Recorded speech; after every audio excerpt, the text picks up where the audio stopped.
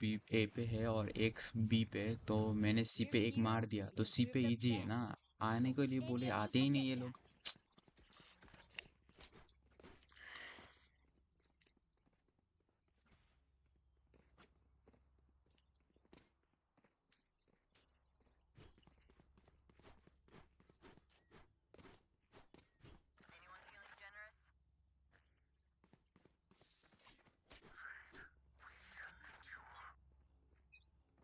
Satchel out. Cover going out. Where are you? Shadows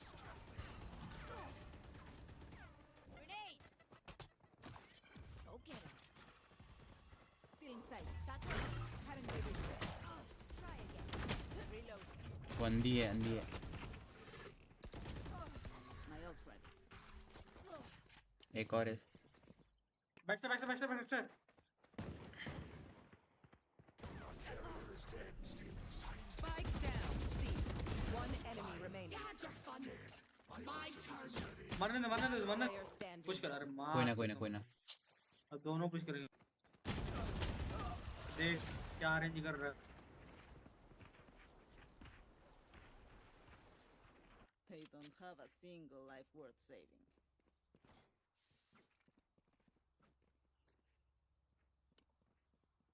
Going B. Going B. Going B.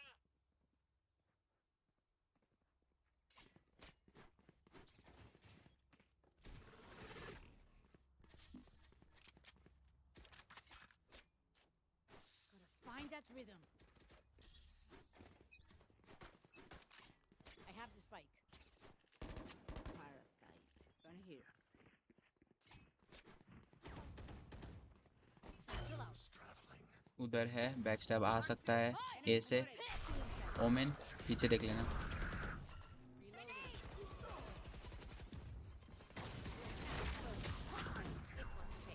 Spike down mid. Bring them down. One enemy remaining.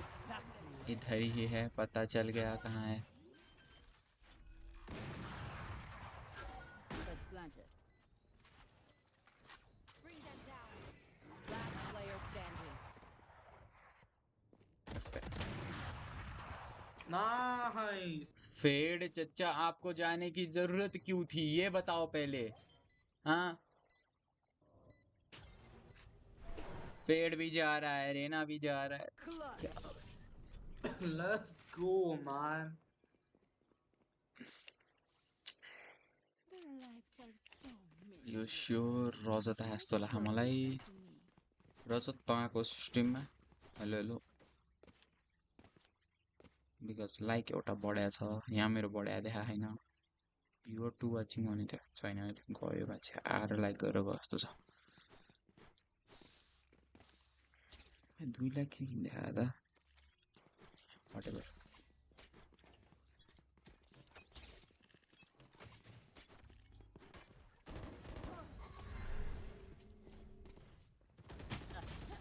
I have the spike. Reload.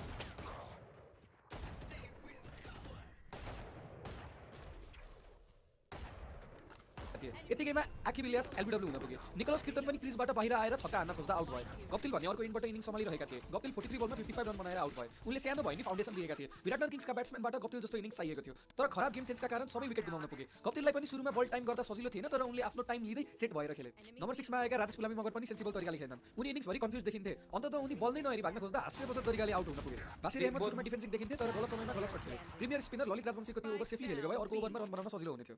Viratnagar पहिले नै 1 batsman shirt थियो, मतलब playing 11 मा एकजना batsman कम खेलाएको थियो। त्यही माथि अधिकतम ब्याट्सम्यानको यस्तो प्रदर्शन नै हारको मुख्य कारण बन्न पुग्यो। अनुभवी ब्याट्सम्यान र अपरिपक्व ब्याट्सम्यानमा के कस्तो फरक हुन्छ, आज गप्तिल र लहिरू मिलन थाले अधिकतम ब्याट्सम्यानको यस्तो प्रदर्शन सजिलो हुने थियो। विराटनगर पहिले नै 1 ब्याट्सम्यान सर्ट थियो, मतलब प्लेइङ 11 मा एकजना ब्याट्सम्यान कम खेलाएको थियो। त्यही माथि जो सी खा लिया कॉल तो दे दे भाई उसका।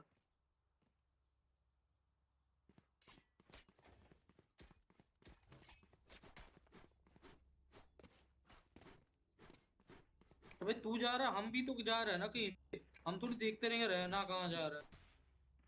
बताना चाहिए ना, इसीलिए वो स्टैट इसीलिए तो रखा है इसीलिए ताकि तो बोल माइक का सके। ऑप्शन दिया हुआ है भाई। गेम सेंस जेट है भाई तेरा माइक जैसे।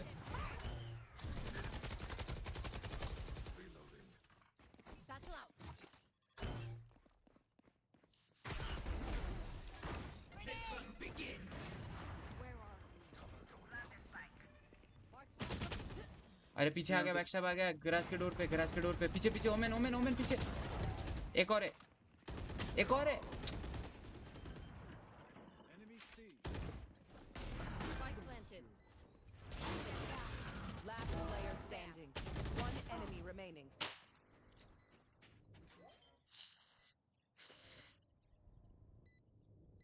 अधिकतम ब्याट्सम्यानको यस्तो प्रदर्शन नै हारको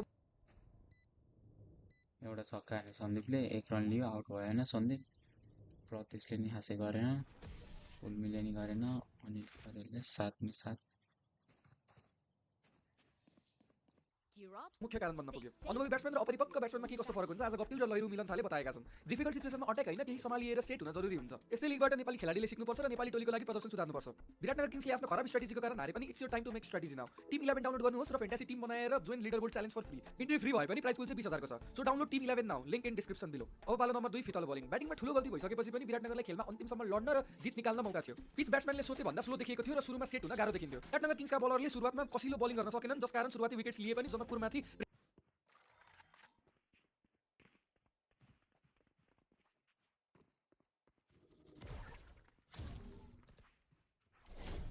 Enemy spotted B. I'll find you. Here. Marked one.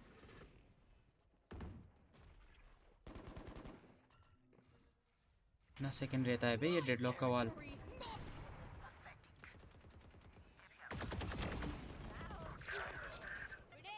Spike जब तुझे down. बचाते तो मैं ही मर गया।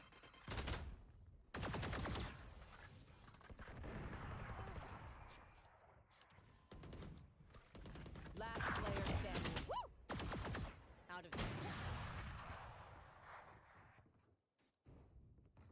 के छ भन भाइ, के छ हाल खबर? One 3 जनाले हेरिरहेको हेल्कोको। Another begins. हेर भाइ, टप फ्र्याग गर्दा गर्दा हारिरहेको छु, एउटा स्मर्फ आइरहेको। अनि तेरो मास्टरपिस 009 भन्ने इपिक गेम्सको अकाउन्ट तेरो होइन? फोर्टनाइट खेल्दै थिइस् त, इन्भाइट हान्दाखेरि आएनस् त, के हो यस्तो कुरो? अरे चच्चा हम कब से बोल ही तो रहे।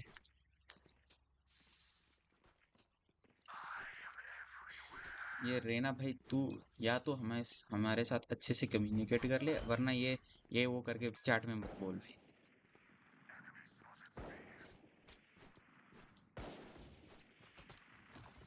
Bomb buddy out.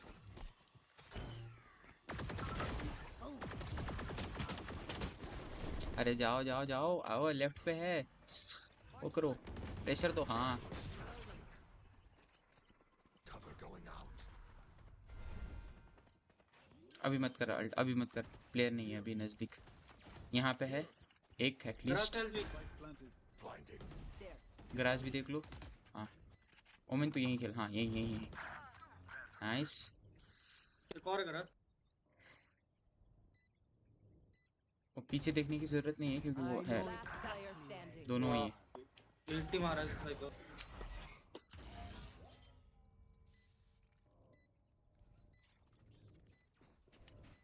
As the regular consumer भनेर भनिनस् के रे, ए कस्टमर चाहिँ। प्रेसर बिल्ड भएन। क्रिस सोलले पहिलो बल नै वाइड फाल्दै प्रेसर रिलिज गरिदिए। वाइड ओभरथ्रोका कारण इनिङ्सको पहिलो बलमा 11 रन आएको थियो।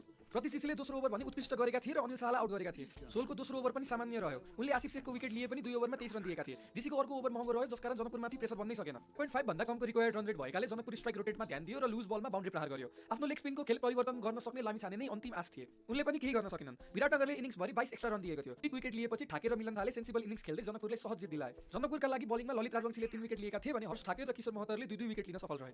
जनकपुरमा त्यति नाम चलेका विदेशी खेलाडी कोही थिएन र दिसम पनि यो म्याच खेलेका थिएनन्। यो बावजुद जनकपुरले जितबाट प्रतियोगिताको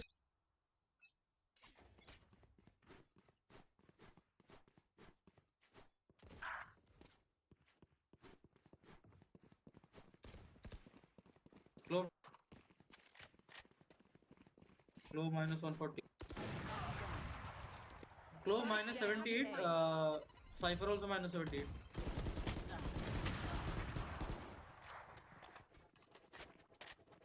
एक लेफ्ट पे, एक राइट पे, एक सीधा है, सीधा है नीचे, सीधा साइड पे।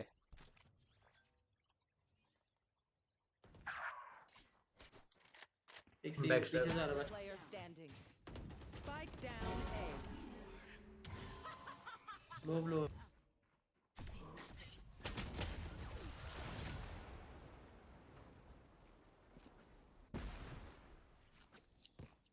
round before the switch.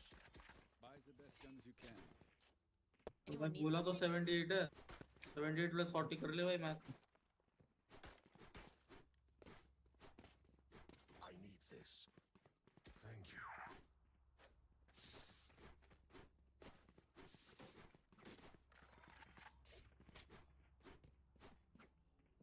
Reloading. फिर तू अल्ट कर देना, ठीक है, इस बार ए पे।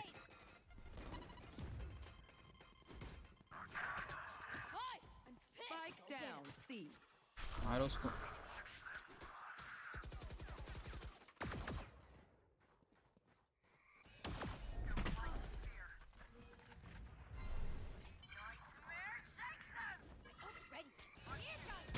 Last player standing.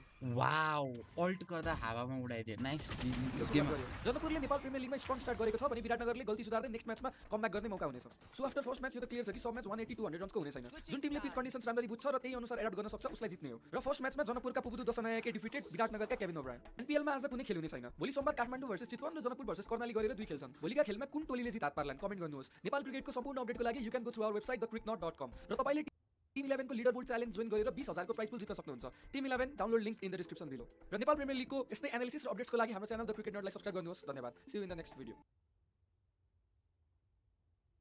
It seems like just yesterday, every single musician had Vivo in their YouTube channel name, Vivo in the bottom left of their videos, and there were even YouTubers putting Vivo on their diss tracks because it made them look more official. But this has left people with a few questions like, what even is Vivo? Why was their name on every single YouTube video? And whatever happened to it? Well,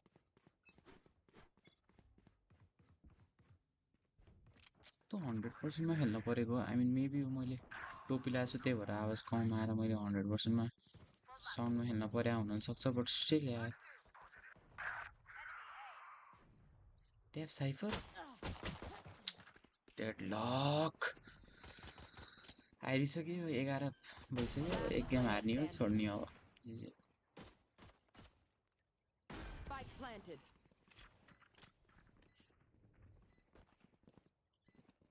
Well, it turns out that Vivo was a big scheme cooked up by the music industry that eventually failed. So to understand that, we got to go back to Vivo's inception. Vivo was created back in 2008 when the music industry was recovering from quite a few problems. See, back in the day, music videos used to be aired on TV, on platforms like MTV, NBC, and more. This way, the producers and artists could get money directly from the networks and their advertisers. But then the internet came in and disrupted everything. CDs and records were being replaced by illegal file sharing services like Napster and LimeWire. But why would you buy something when you can just get it for free? So as you may know, this made the music industry not very profitable. Things like Spotify and iTunes were just coming out, so the industry hadn't really figured out how to make money. That's why they came together and created Vivo. Universal Music Group and Sony Music Entertainment both got together in an evil corporate fashion and created Video Evolution, or Vivo for short. If those names sound familiar, that's because UMG and Sony are two of the big three record labels, which means that these three labels own pretty much every other smaller label. So they thought that by creating Vivo, they could find a way to monetize music videos. And they did. What we're trying to do is quite simple, which is to provide a high quality premium music and video experience. एक ही तो round है, हार जाते हैं। मैंने तो vote भी नहीं किया देखो। Computer and phone and internet digital platform. We want to provide high quality premium music and video experience. भाई मैंने तो वोट भी नहीं किया, ठीक है, तो मेरे को बताना मत कुछ।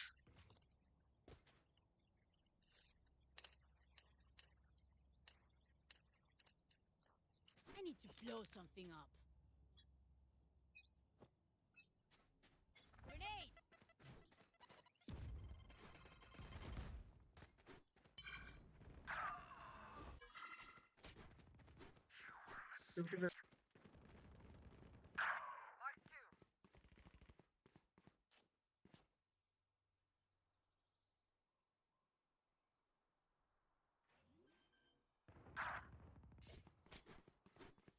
Spike planted. Last player standing.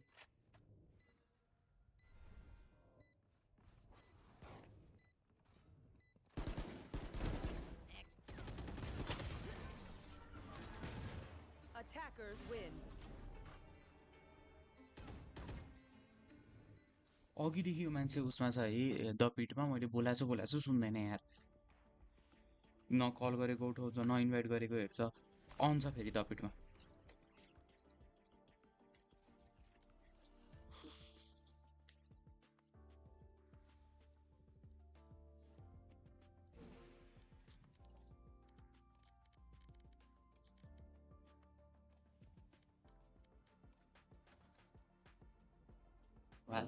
मेरो आज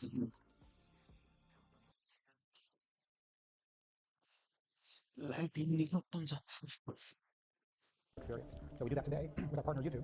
So about 70% of music videos worldwide are consumed and discovered and viewed through YouTube. So what Vivo does is provide that experience inside of YouTube with the world's largest music companies. The issue, though, was that YouTube was only monetizing like 3% of their videos at the time, while platforms like Hulu had ads on all of their stuff. But YouTube had been working with these record labels and wanted to keep music videos on their platform because that was one of their biggest sources of views. So YouTube and Vivo came to an agreement. Universal, and eventually some of the other labels I mentioned, would put their music videos on YouTube and Vivo would distribute them. Google hosted them on YouTube and Vivo's website as well. Vivo was also in charge of selling ads to advertisers. Most ads on YouTube videos, like the one you're watching right now, are sold programmatically, where advertisers bid on a certain type of customer demographic, like specifically targeting which country they're from or what age group they belong to. This is very common, I'm sure most of you understand that, but Vivo It's 9:15. How am I already underwater? I'm in the same boat.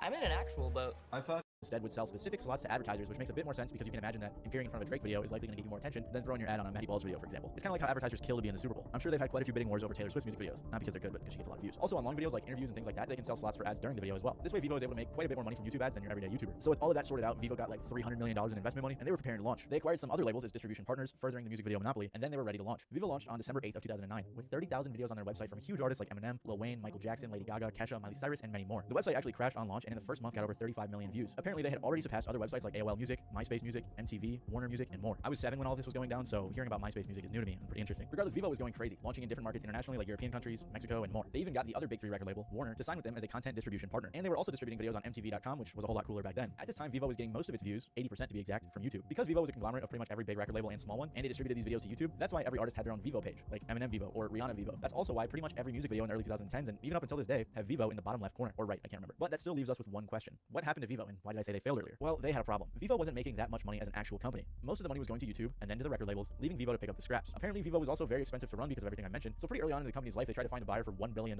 which didn't really work out. So Vivo had to come